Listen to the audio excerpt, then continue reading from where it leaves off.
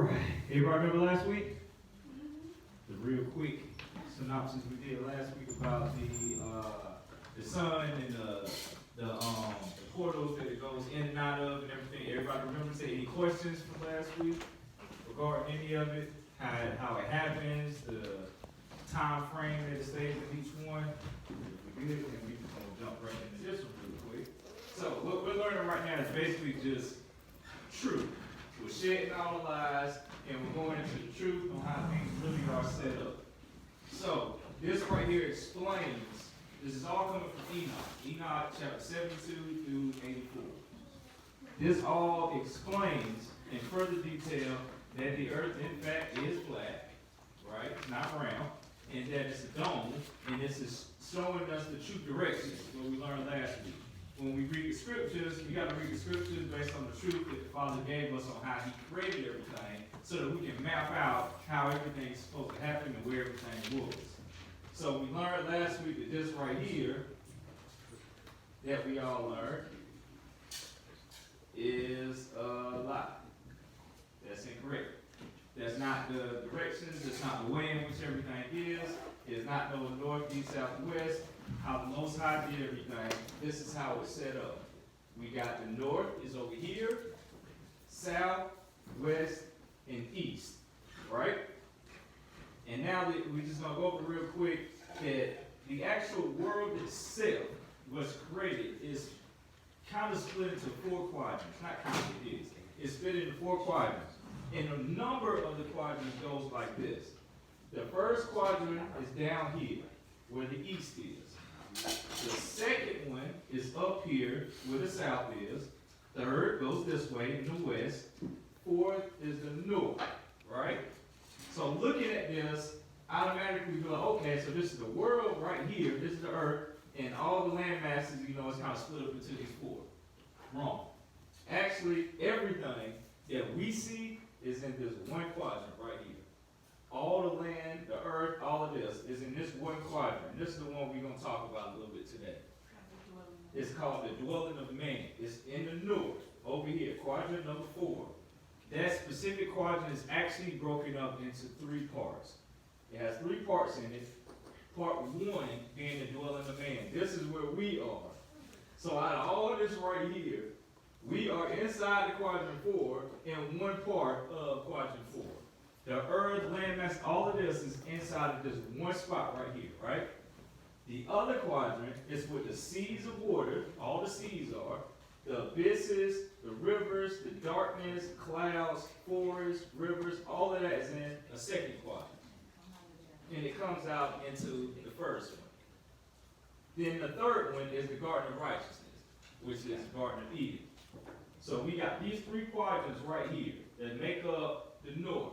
Now this coincides with scriptures as well, because when we was reading that, we was like, oh, so that's why Satan said what he said. And what scripture was that? He said, on the sides of the north. Isaiah? In the book of Isaiah, Satan says well, he's going to set up his kingdom.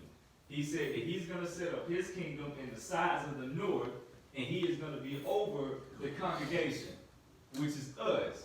The dwelling of man, he wants to be on the sides of the north. He's letting you know because his dwelling is in darkness. Over here, the abysses, this is where Satan's dwelling is at. And he's going to set up his congregation over the congregation, which is the dwelling of man, in the sides of the north. So we're literally seeing all of this begin to take form, take shape, and give us a picture inside the scriptures of what the scriptures actually talking about. So with knowing this here, when we begin to look at prophecies, end-time prophecies as far as what's going to happen in the east and what's going to happen in the west and how all these things coincide, these are the directions that we have to go off of to figure out where each thing is so that we get the prophecies right. Otherwise, we get caught up with their thing, in which is kind of like bait and switch. If they taught you a way in which everything goes, they can give you misdirection on how things are supposed to go, right? So if we go on off the scriptures itself, we know, because we're the chosen ones that was given the laws, the statutes, all this stuff like this, we was giving the supplies to be able to kind of decode what the Most High is saying. So we got to take this stuff and kind of apply within ourselves. ourselves, right? So now we know what's going on. If anybody got any questions about this right here? Does it go with any scriptures that you've read? Let's read the scripture out loud, that way say, Yeah. he put his emphasis on the Lord. If somebody have that. We want to make sure we not just saying it, that people are allowed to see scripture, to see it.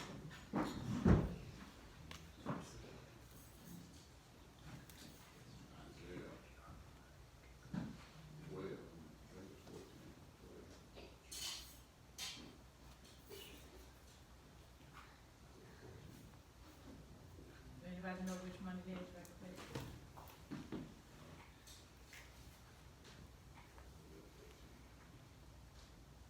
Well, that's always the good of it. Okay, sounds like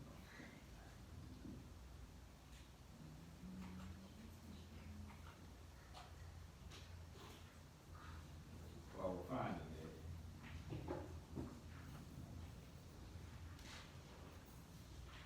Just kind of, some other kind of neat things that we realized when reading this is in Enoch, because Enoch was shown everything. Isaiah 14:13. 13. He was shown everything. And in that, what we read in there, he actually told you where the Most High was going to descend from when he came, what side he was coming from. It says that the Most High is going to descend in the south. That's where he was coming from. I just thought that was just cool that he kind of gave like an actual direction. Said the Most High is going to descend in the south when he comes back. Well, not comes back, when he comes down, because it's the Most High. Coming back will be the Messiah. You said Isaiah 14:3. Isaiah 14:13 reads, For thou hast said in thine heart, I will ascend into heaven. I will exalt my throne above the stars of God. I will sit also upon the mount of the congregation in the sides of the north. He told you his two places that he's going. He first trying to sit his place above the Most High. Then he said he also going to sit over the congregation in the sides of the north. It just coincides with everything. We know what Satan is, where his dwelling is. And then we know now when he goes, he wants to set over the congregation. The congregation is us, the dwelling of men over the sides of the north.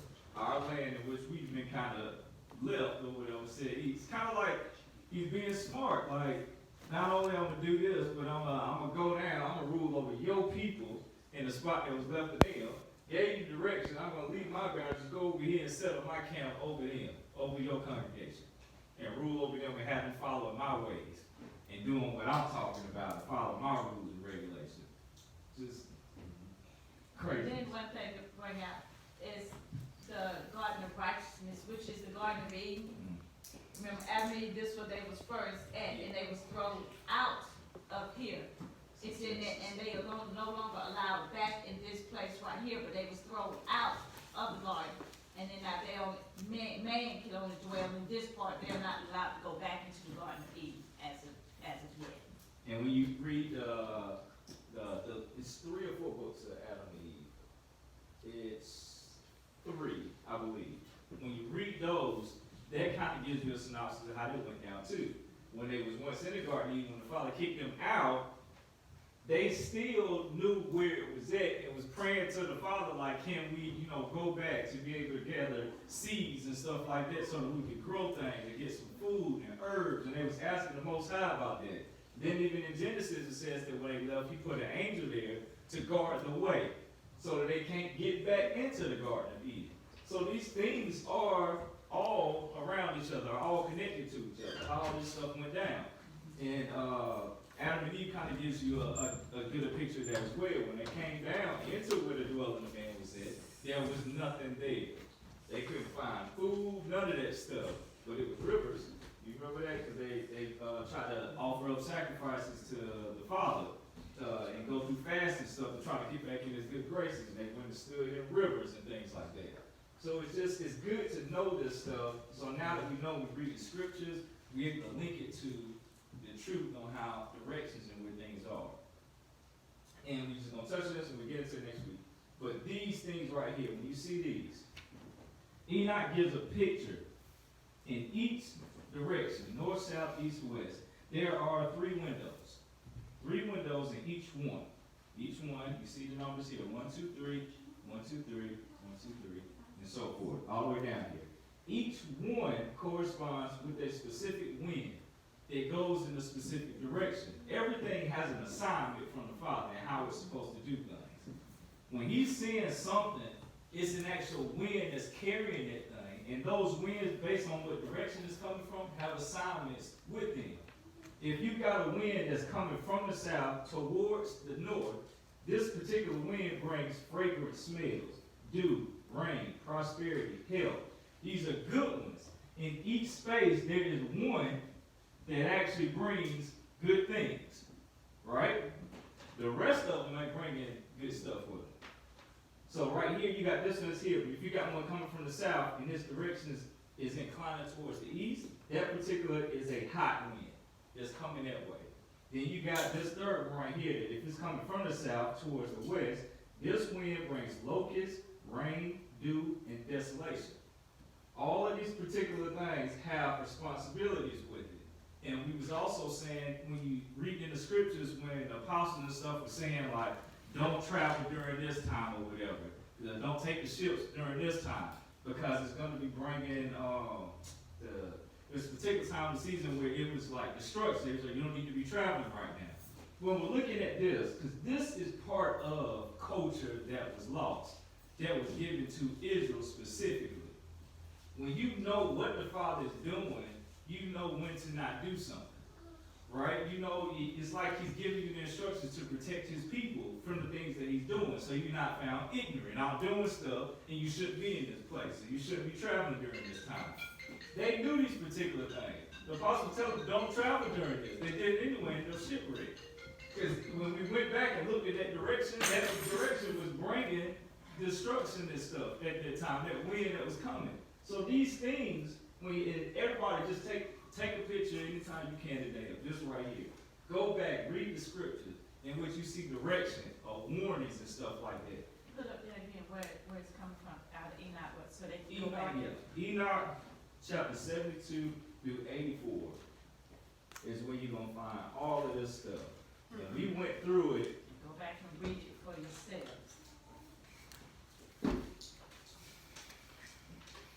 We went through it and kind of gave you a good picture of it all, kind of decoding it all, and especially last week when we showed you the quadrants and everything like that. That took us some time.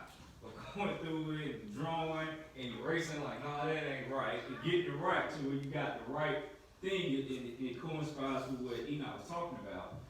This is where, take a picture of this, go back, study it, read Enoch 72 through 84.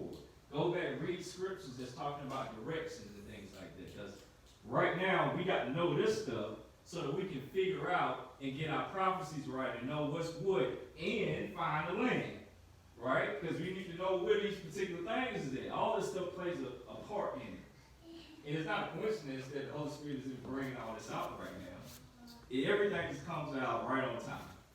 We're getting this right here, right when we're trying to figure out specific things. Now, the Spirit is giving us direction, showing us how these things are going. But not only that, the beautiful part about it is the Spirit is giving us another piece of our culture back that we didn't know.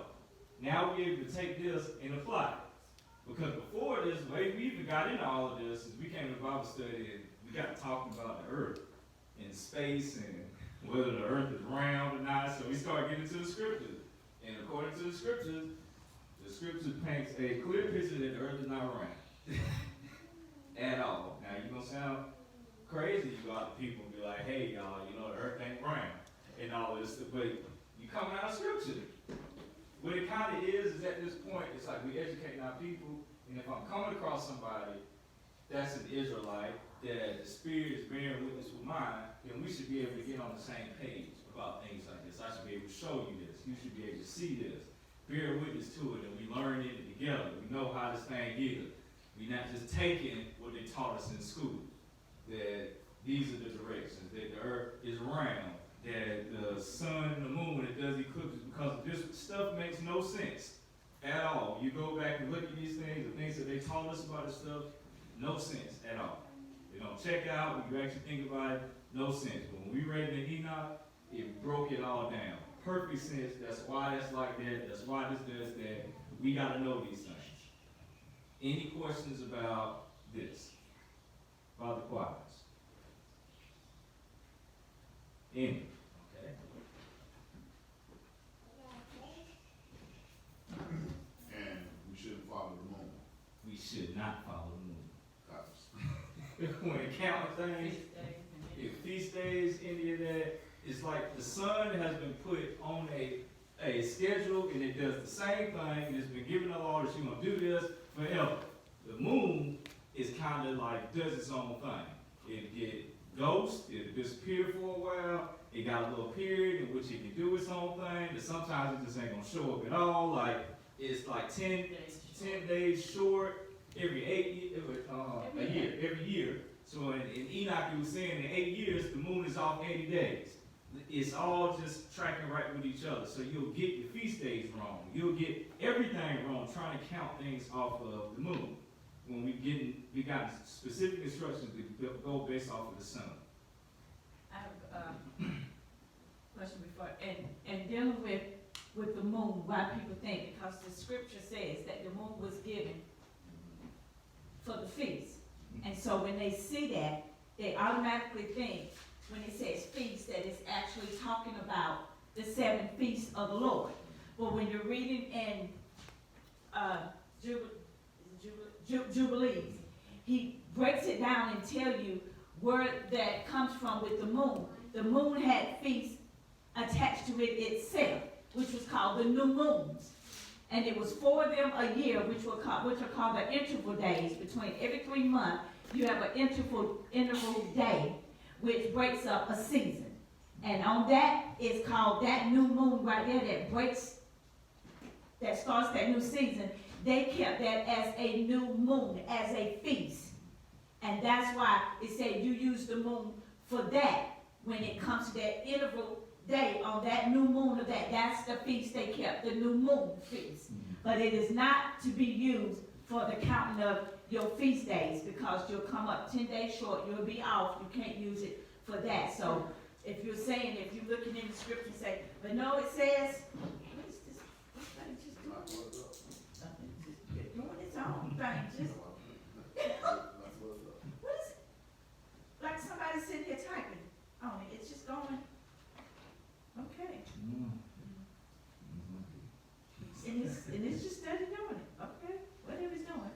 But that's what it is. If you come across the scripture where it say the moon is used for feast, now you can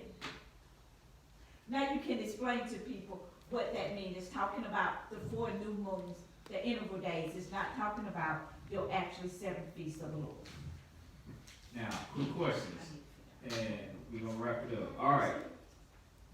In what quadrant are we in, as far as direction goes? We in north, south, east, or north? Okay. How many quadrants? How many sections is in the north? 3. 3 sections. Which one are we in? The first one. Okay. And what's in the first one? What all's in the first one? Okay. What are some of the things that's in the second one?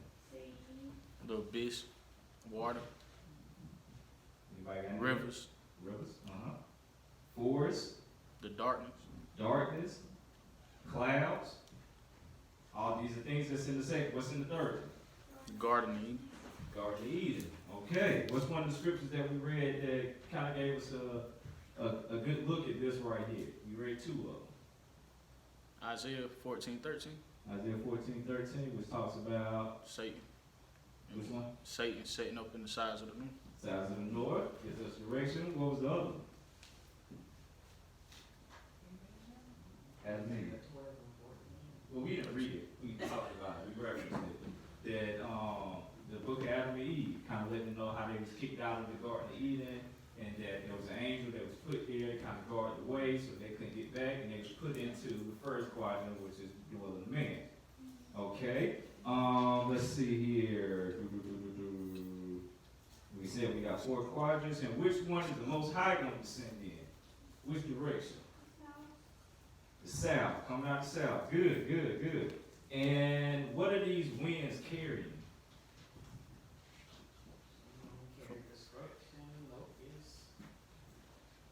Health, Each fragrance. wind has a specific thing assigned to it, right? And so we gotta know, we gotta get that in our head as well. Even that's like a study, be able to know off just memorization.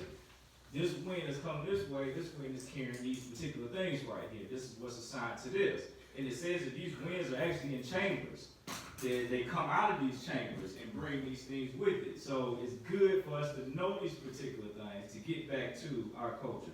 What are the chapters that you can find this stuff at in Enoch? 7284. 72 through 84. Okay. Sound like we listening. So the direction of north, south, east, and west that we got is Rome, right? Right. So is the world, according to the scriptures, are we on a round world or is the world flat, shaped like a dome? This is footstool, as he said it. Right? And it always refers to in scripture as the four corners So four of the corners. earth. Can't have no corners, it was round. Ain't no corners, it just keep going, right? And then last week, we talking about how many portals is it that the sun goes in and out of. How many portals is it on the east? 6. How many on the west? 6. And the sun goes through those 6 portals how many times? How does it go? 12 times. It goes, starts, which one is it starting? 4. Stop answering. You done. Which one is it starting in? The 4. And 4th is another name for what month? April. The month of Abib. Yeah. April, month of Abib. And it starts, 4 starts right in the middle, right? When we get, these things are springing out, we got, our harvest is starting to grow and things like that. And then it travels up to the 6th portal. Then what does it do once it finishes up in the 6th? Going back down. Turns around and goes back down. It goes back in the 6th portal again, and then it starts going back down. It goes back in the 1st one again, and it goes back up. Follows the same thing in succession. And it sets in a corresponding number that's on the west side. Now, once it sets in the west, where does the sun go in? Up under the earth. It goes through a portal in the north, And go back, back to the up heaven. to, The heaven. not north, in the west, back up to the heavens, right, to be recharged, and then it enters back through the north portal and goes back into the number that it was in before. No, that sounds confusing. So basically what it does, say it starts in 4, right? 4 over here, the month of Abib, it's going to come out of that one, rise out of that one, it's going to set in the corresponding 4 that's in the west, and when it goes in that portal takes it back to the heavens, in which the sun is recharged, and then it enters through a portal in the north, and that portal takes it right back to the one in which it's supposed to go, right? What 2 amount of days are that the sun alternates when, how many days is going to be in that portal? What 2 numbers is that? It's either going to be in that portal for this amount of days or this amount of days. 30 or 31. It's either going to be in there 30 days or 31. It goes in there 30, 30, 30. It knows it's every 4. Every month is 30 days exactly. It's just And on one the 4th extra one. day is your interval day. So it's 30 days every month. It's every 4 months. It's in that one as an interval day, which counts as an extra day in that month, marking the change of the what? Season. Starts off a new season. How many? Yep, new moon too, right? All right. So how many seasons are there in a year? 4. 4. How many days are there in a year according to the scripture? 364. And at the end of that 364, when we read this in Enoch, what does it say? Is there like a lingering, are we waiting on the equinox to happen, or what? It starts immediately right after that.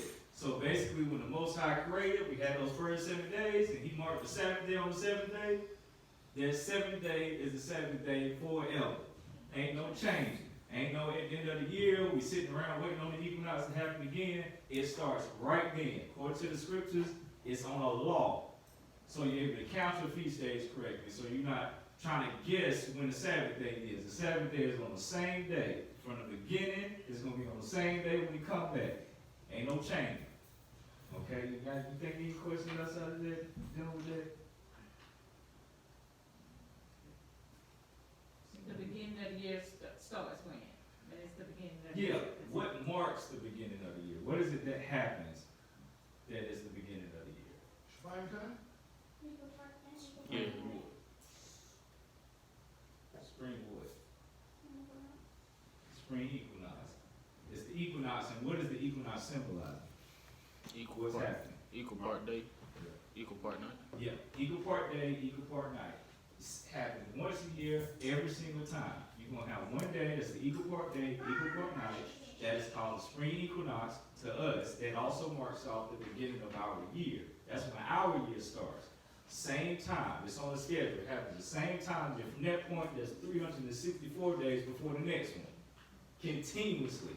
That's the beautiful thing about it. We find that one.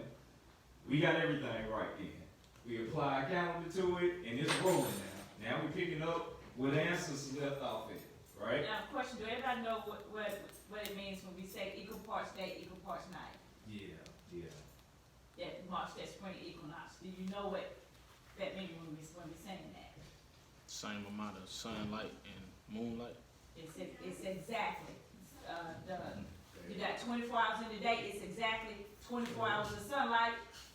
12 hours of sunlight, 12 hours of night. And that specific day, that's equal parts, that marks the beginning of a year. That's when your year starts. Right there, and everything falls off of that. If you get that day wrong, everything, you'll have your feast day. He said if you get that day wrong, it's gonna dislodge everything, and you'll have your feast day on a common day. Day that's not right, because you didn't get the beginning of the year. Right. So the feast days fall on the same time every year. Yeah. Once you figure out- find that first of the year, it's gonna take, because the first of the year, he said it's the month of Abib, and 14 days is that starts the Passover. So when you find that day, but if you don't find that correct day, you'll do 14 days later, but it won't be on, The past. he said it'll be off, so it's 14 days after the first of the year.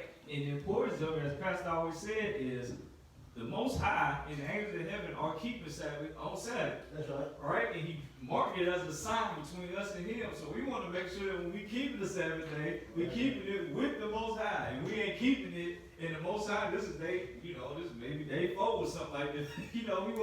We just want to know. I feel like we know we keep it, but it's just you want to know and be able to show people this is how. See, this was spring equinox right here. 14 days afterwards, we celebrated that feast day. 7 days. This was that right there. So can't nobody come with, I think the Sabbath day changed every day of the year. No, Enoch right here. It says as soon as it ends, it starts slow again. Not only to say that, it started getting numbers. It said that, look, 364 plus 2 is 600,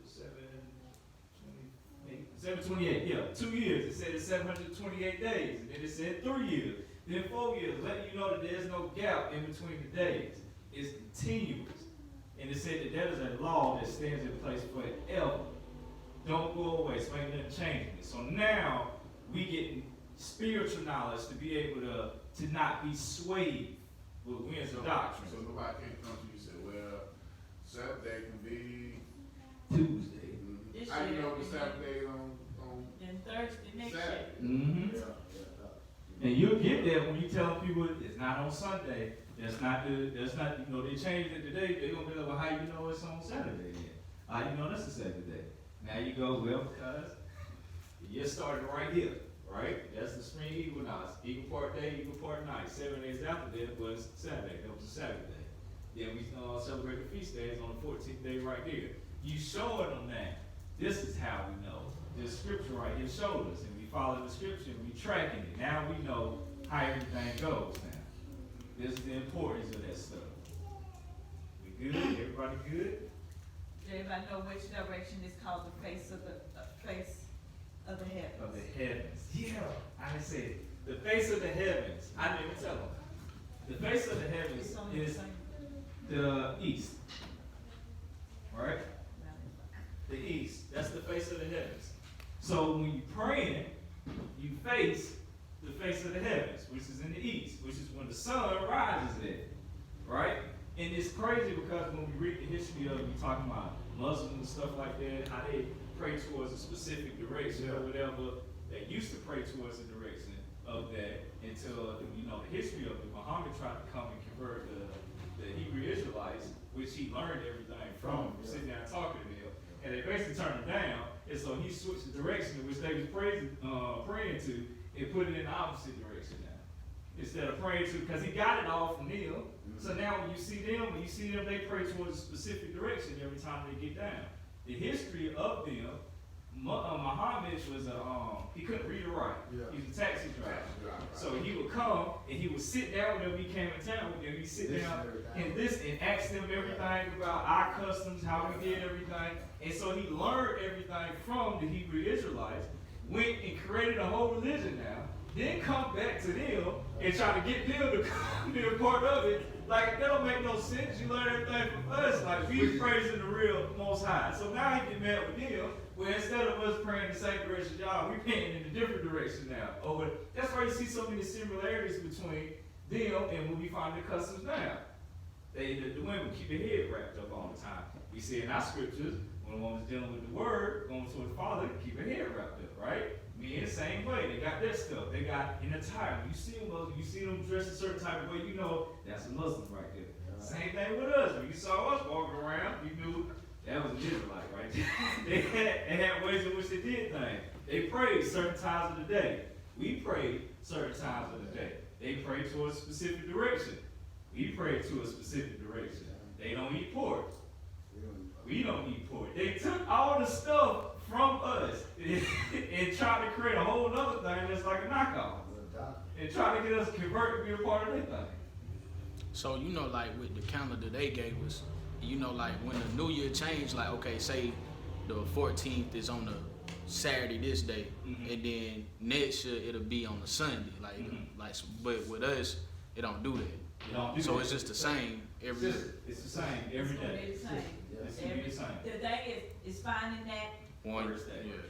that equal part day, equal part night.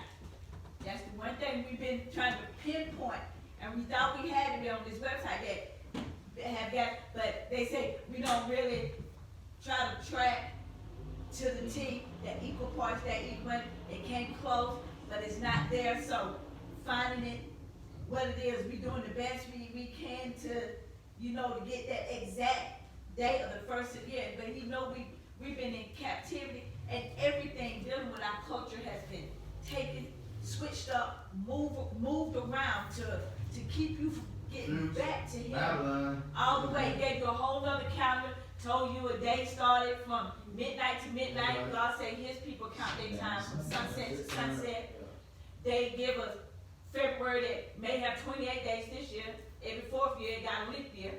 It skip around, but according to Enoch, every month got 330 days in it exactly.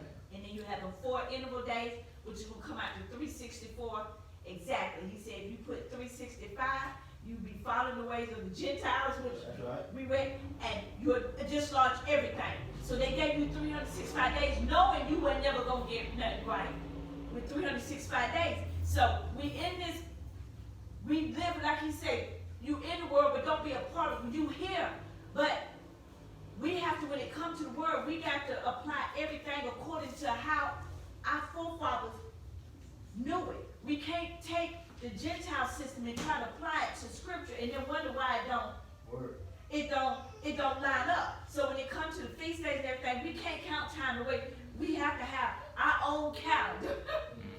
Knowing how to count. When it comes to our Sabbath day, we gotta not count time the way they were midnight. We know ours is sunset to sunset.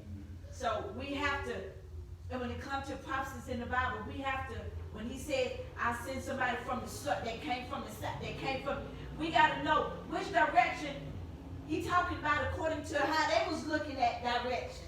And it's not according to how we been taught direction. No.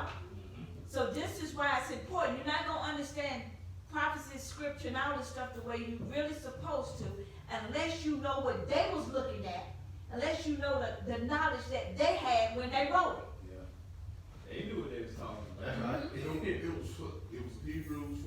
Yeah. Written by They Hebrews. knew what they was talking about. And when you're looking at stuff like this, these weren't things that they really had to have, like how we have to have a lesson to break down into the 4 quarters of you thinking this is their culture. When the kids is raised up, they're raised up knowing all of this stuff right here. So when they talking about this, they know what it is that they talking about. When they talking about prophecy, when they breaking out scriptures, they know what it is that they talking about, right? Just like us. We was raised up the way that north, south, east, west go, right? So when somebody start talking to us, it's like, oh, I'm not finna travel to the north. You automatically know what it is. I don't need you to sit down and give a lesson on which way north, south, east, west is. You already know what it is. So you take the information that they got, you put the direction in your head, and I know which way they're going. Well, that's it. Same thing. This is like second nature to them. They knew this stuff already. They knew when that wind coming, let me sit my tail in the house. This is not a good wind. I don't need to be on no ship in the ocean right now. We gonna sit down until we get the wind that's bringing blessings and fragrant smells and dew and rain. That's when we go through our track. That's the one we looking for. See, that's stuff that they knew already. So they was protected from things, protected from stepping outside of the Father's will and stuff, because they was following His will and His instruction. And He gave it to them. When we go back in Romans with chapter 9, when He said to them was given the law and the statutes and the commandments and the promises and all that, they was given all of this. And then you go to Jubilee, the Father said, I ain't got no angel sign of them, I deal with them directly. So I give them the instructions based on my intent, on how I created this thing. They know how it's supposed to go. They are protected because they are my chosen, they are my people. I didn't give this to everybody else. I didn't give them the law. And it said in, just looking at the book this week, He said, don't let it get in their hands. Oh, I was just They reading do the not give it book to the Gentiles. He said that once the Gentiles get it, they was never to get it in their hands. Because once they got the law in their hands, they was going to change everything. And Paul said in another one, he was like, they twisted up what I'm saying now, and I'm still alive. What you think they going to do when I die? They going to twist up everything. You see it now. They got big doctrines based off of Paul. But they just coming up with stuff. Oh, the great apostle Paul did this and all this stuff like that. That ain't what he was talking about when he was saying this. And he told you they was going to do it. They twisted up my words while I was alive. And y'all know what I meant. So wait till when I pass, when I'm gone. They really gonna twist my stuff over now. So this is stuff that they was never supposed to handle. You see what they did? When you went to sleep, they said, well, they lying. Let's tell them north is over here, east is over here, west over there, south over there. To hide the land and you. Yeah, then we're gonna come in and we come to your land, we're gonna make you bow down to white Jesus and pledge your allegiance to this right here. Then we gonna what they call civilize y'all and put y'all in schools, and we gonna teach y'all our way of how all this stuff goes. The world is round, these regions is over here, this is how history went, and the history don't talk nothing about y'all. Think about it, you got children of Israel is one of the biggest parts of history. Have you ever sat in a history class in school and heard them even utter the words, children of Israel? Now voice. So they create a whole history and blocked you out the whole thing. The history just covered in. How they conquered people and slaughtered everybody and did all this stuff. You just covered in. You get to follow their tracks and see what type of blood, that they was leaving in their background. That's all you learn about in history. You learn all that stuff. You bow down to the people that they worship. Aristotle, Socrates. These are our greats. They taught us how the world was created, right? Don't believe in it. And what's great is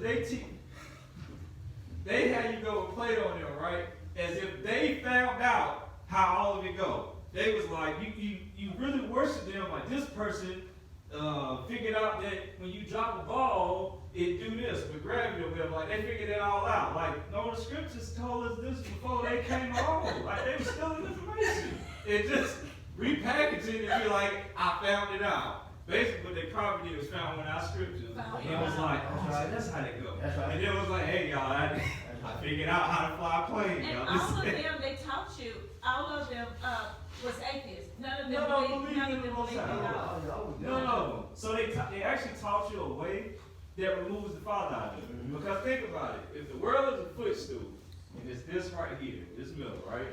The world is sitting there as a footstool, right? It got pillars. That's how I say it got pillars. And the Father said, I put this my footstool and all of this. It's a dome. It has a dome that goes over the whole top of it. And you got the firmament. Then he says that it's water above the firmaments and water below. So you got water that's up there. If they taught you that in school, if what we sitting on right now, is this flat land that's kind of like a little dome, and there's a dome over the top can't nobody go outside of, and then there's a man sitting there watching all of this stuff that's going on. They cannot tell you there ain't no creator. If they taught you the right way everything go, all of it leads to somebody made it. That's right. But they taught you a way in which you can go where they lie. They're all evolution. This is happening to happen. You know, it just started off like this, and boom. It just started growing, and now we got this, and this collided with that, and sent this meteor over here, and all this It stuff. don't make Some sense. point to that. Don't make no sense at all. At all. Then they told you how an eclipse go and all of this stuff. Oh, it's the shadow from the sun or whatever. But they don't make any sense because if the eclipse is happening while the sun is coming out this way, then when you see in the shadow that's coming up behind it, the shadow should be coming from a different. I was watching stuff on that.